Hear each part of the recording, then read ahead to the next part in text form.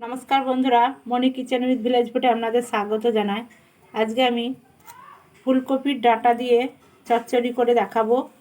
ফুলকপির ডাঁটার সাথে আরও নিয়েছি সবজি, একটা করলা নিয়েছি, সিম নিয়েছি, বেগুন নিয়েছি, মূলো নিয়েছি, আলু নিয়েছি আর গাজর নিয়েছি। এটা দিয়ে সবটাই চচ্চড়ি করে দেখাবো। করলাটা সিদ্ধ করতে দেবো না, তেলে ভেজে নেব। কড়াইয়ে জল দিয়ে দিলাম, সবজিগুলো একটু সিদ্ধ করে নেব। অল্প করে হলুদ দেব, লবণ দেব, সিদ্ধ করে নেব। সিদ্ধটা ভালো হবে লবণ দিলে। সবজিটা দিয়ে দেব, ফুলকপির ডাঁটাটা দিয়ে দেব।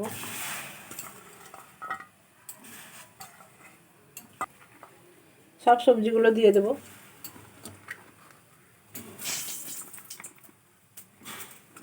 অল্প করে সিদ্ধ করে নেব।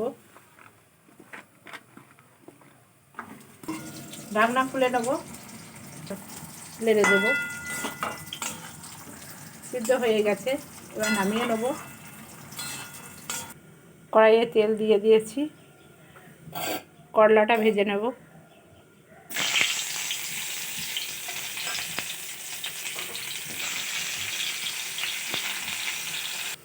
করলাটা ভাজা হয়ে গেছে, তুলে নেব। আবার কড়াইয়ে তেল দিয়েছি, মশলাটা ভেজে নেব। পেঁয়াজ দিয়ে দিচ্ছি,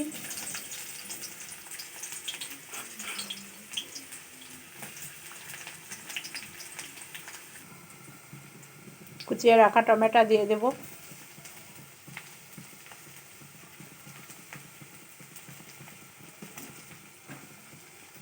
নেড়ে দেব।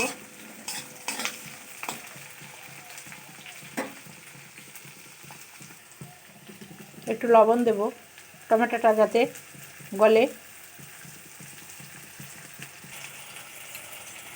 রসুন বাটাটা দিয়ে দেব, নেড়ে দেব।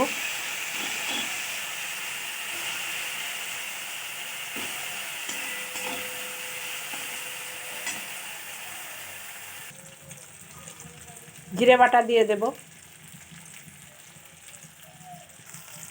আদা বাটা দিয়ে দেব। মশলাটা ভালোভাবে কষিয়ে নেব।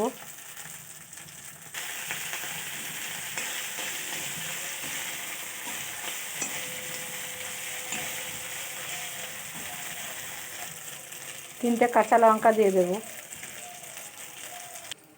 লঙ্কার গুঁড়ো দিয়ে দেব, অল্প হলুদ দিয়ে দেব।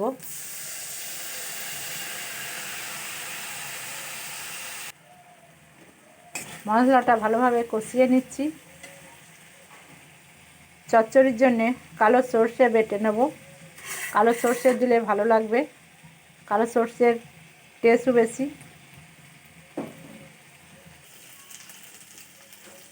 সর্ষেটা বেটে নিয়েছি, এবার দিয়ে দেব মশলার উপরে। মশলাটাও কষানো হয়ে গেছে,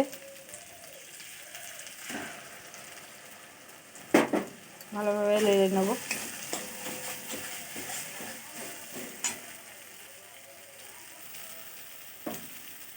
সিল দেওয়া জল দিয়ে দেব।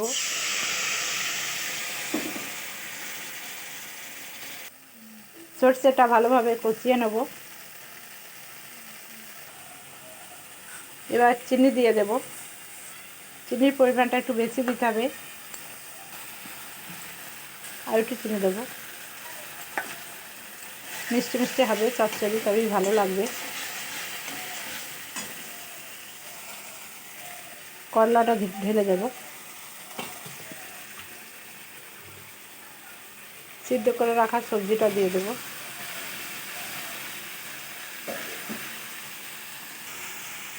আর একটু লবণ দেব, সেদ্ধ করার সময় লবণ দিয়েছি, তাই স্বাদ অনুযায়ী আর একটু দেব। ফুলকপির ডাঁটার চচ্চড়ি আমার রেডি হয়ে গেছে, নামিয়ে নেব। ধনেপাতা দিয়ে নামিয়ে নিয়েছি। ফুলকপি ডাঁটার চচ্চড়ি রেসিপিটা যদি আপনাদের ভালো লাগে, মনি কিচেন উইথ ভিলেজ ফুড চ্যানেলটি সাবস্ক্রাইব করে দেবেন, লাইক করে দেবেন, শেয়ার করে দেবেন।